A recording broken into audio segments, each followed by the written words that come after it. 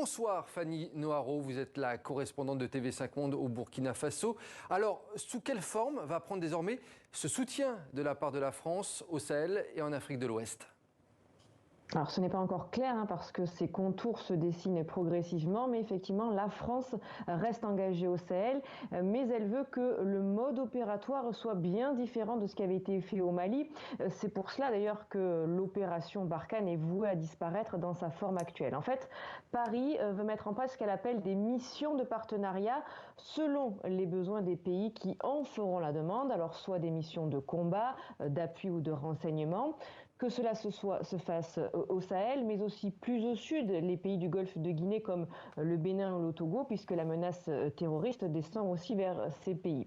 Et comme on ne serait plus dans une opération d'envergure, eh bien, on réduit les effectifs de moitié d'ici la fin de l'année. On devrait être à 2500-3000 militaires français sur tout le Sahel. Pour vous donner une idée, en comparaison, c'était l'effectif de la seule base de Gao.